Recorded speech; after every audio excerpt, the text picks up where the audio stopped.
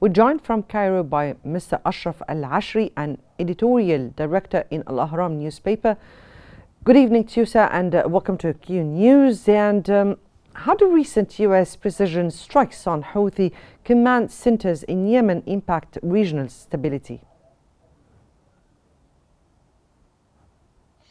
Good evening to you and to the viewers. For sure, the American strikes as well as the previous Israeli ones has played a role in demolishing a lot of the military capabilities of the Houthis, especially that the ones made by the US and Britain using the Tomahawk missiles has really demolished some of the ballistic platforms missiles of Houthis.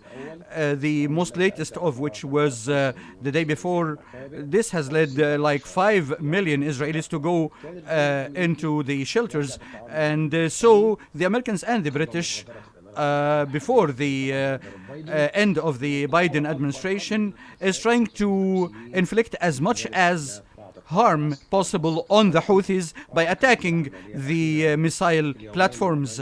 Over the last 2 days, the attacks by the US might be the last and might continue till the 20th of January when Trump comes, and then we will see how Trump manages the use of force against the Houthis, because the Israeli side and the Israeli commanders have said that with the arrival of Trump, things will be changed regarding the equation in the region and inflicting more harm on the Houthis, and this will be actually a harm to the Yemenis who are under the capture of the Yemeni Houthi Authority.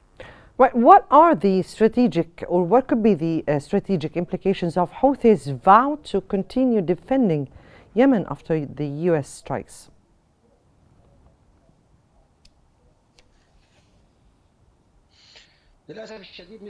Unfortunately, such operations did not inflict much harm on Israel. When you launch a missile every week or few days, it only harmed one Israeli over the whole attacks since November of last year till some days before. Only one Israeli was injured. It's usually fallen in open areas and few impact on the Israeli infrastructure, but the losses are disastrous on the Yemenis and harming the world economy by disrupting the navigation in Bab el-Mandab, and economic losses to all the countries on the Red Sea. And the Houthi attacks are not harming Israel, while this is attracting Israeli and American response against vital and strategic locations inside Yemen. And recently there has been a more targeting of by Israel to the military bases, the platforms, and even the basis of the Houthi and Yemeni infrastructure, military infrastructure. This is demolishing even the infrastructure inside Sana'a, the capital, and eliminating some of the Yemeni leaders, as Israel is willing to continue escalation against the Houthis. And if there is a deal between Hamas and Israel, Houthis would not have any justification to continue the attacks, and Israel might stop attacking Sana'a and Hudaydah at that time. Right. How do you or how do the Houthis' action reflect broader regional tensions and proxy conflicts involving Iran and its adversaries?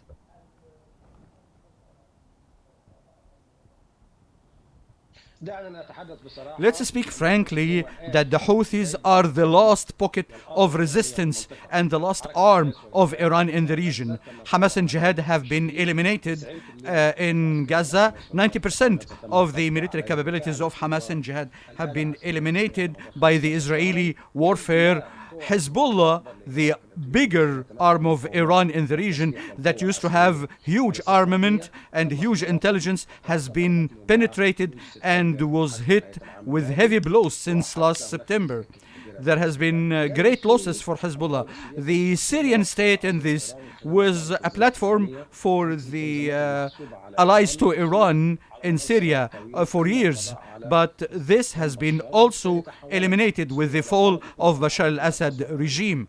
So the very last pocket is that of the Houthis in Yemen, and US and Israel are keen to weaken this last arm of Iran and eliminating the Houthi capabilities. In my estimate, the upcoming days will show how things evolve, and there will be more American and Israeli attacks on the Houthis under Trump, and there will be more targeting of the leaders of Houthis, pushing them out of Sana'a. But the lack of intel by Israel, because it is busy with Gaza and Lebanon, is affecting Israeli decisions, and because also the Houthis are 1,700 kilometers away. Yet I believe that the Americans will give the intel to Israel in order to deal with the Houthis and to shift the attacks on the Houthis after Trump comes to the office in the White House. And thus Israel and the United States will be more focused to attack Iran by the middle of 2025. Right. From your point of view, how will the Houthis' intensified missile attacks on Israel reflect on the Middle Eastern geopolitics?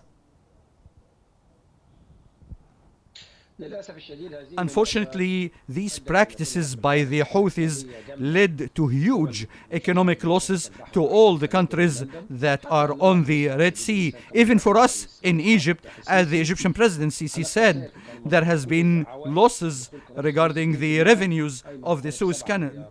Like 60% is down, around $7 billion of losses because of the tension in the Red Sea, and also because of the decrease of the global trade in the Red Sea and Bab el-Mandeb. This has affected Egypt.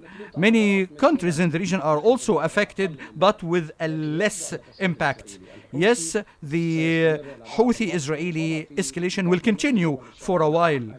Maybe before the first half of the 2025, there will be a shift in how the Americans deal with the Houthis, because there has been statements by the Israeli Defense Minister Katz and the Prime Minister Netanyahu. He says, will we be more dedicated to deal with the Houthis, to eliminate it the way we did with Hezbollah and Hamas and Jihad.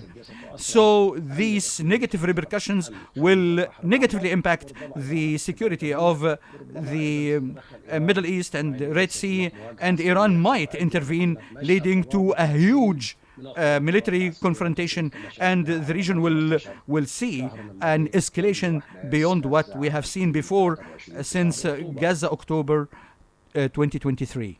Now, from your point of view, sir, do the Houthis' attacks on Israel-linked ships in the Red Sea reflect an alignment with Iran's regional objectives?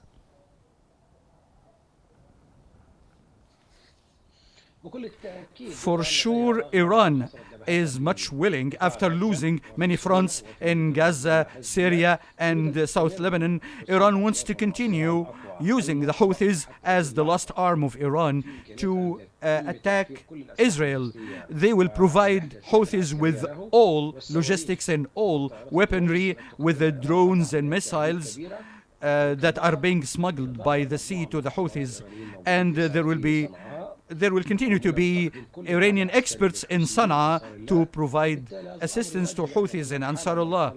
This will lead to more tension in the region, and the Houthis will be utilized by Iran to gain some things against Israel by the missiles being launched. But so far it did not make much of an impact.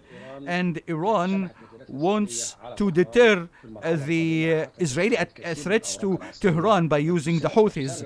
so as Iran will be more dedicated to accelerate using, developing their nuclear program and maybe a nuclear weapon. So they are trying to do that, but this might win some time for Iran. But Trump and the Israeli administration will not allow Iran to use their arms, including Houthis, to build a nuclear bomb.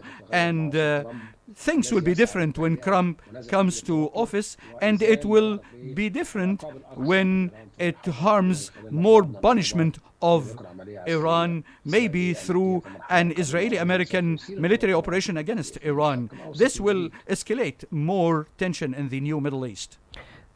Sam, how, from your point of view, or what exactly were the implications of Houthis saying that they are integrating into the axis of resistance for Middle Eastern alliances?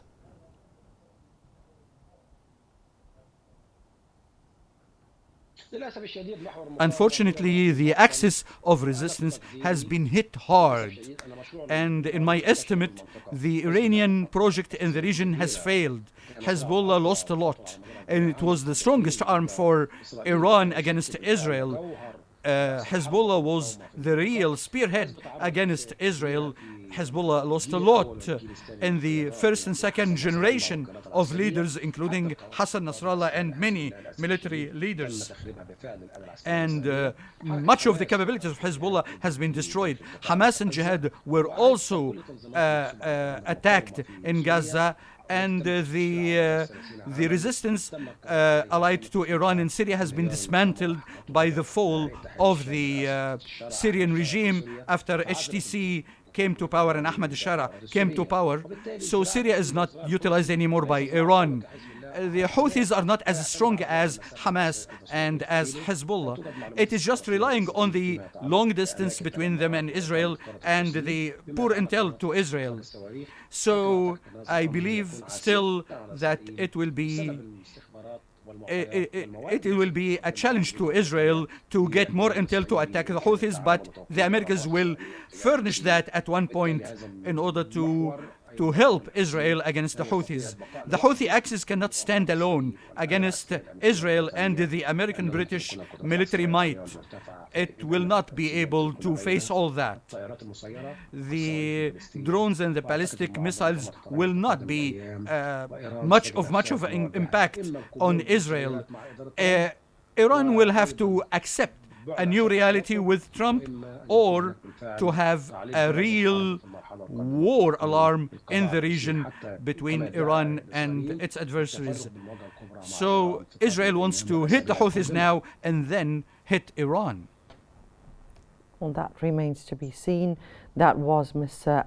Ashraf Al-Ashry, an editorial director in Al-Ahram newspaper. We thank you so much for your insights.